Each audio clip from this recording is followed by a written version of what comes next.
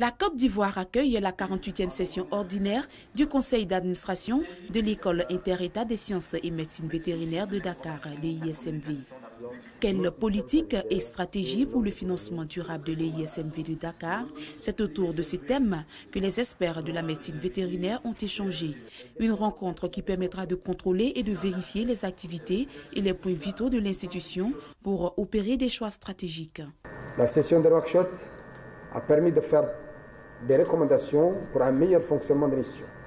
Les travaux avaient incité sur la sensibilisation des États membres en vue du recouvrement des arriérés de contribution et des frais de scolarité dus à l'EISMV.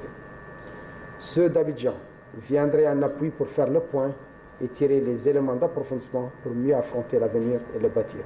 Pour le ministre de l'Enseignement supérieur et de la Recherche scientifique, par ailleurs représentant le Premier ministre, l'enseignement supérieur vétérinaire fait face à de nombreux défis. Il est donc important de prendre des dispositions au niveau sanitaire.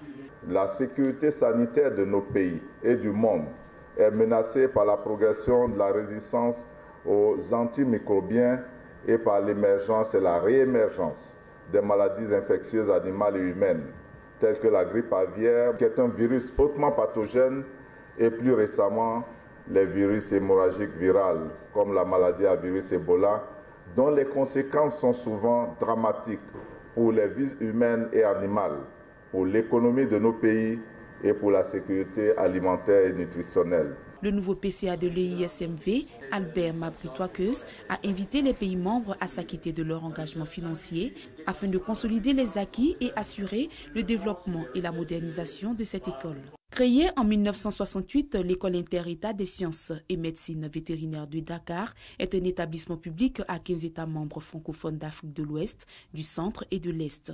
Elle forme depuis 50 ans des médecins vétérinaires et des professionnels compétents, responsables et de haut niveau pour les secteurs publics et privés dans les domaines de l'élevage et de la santé.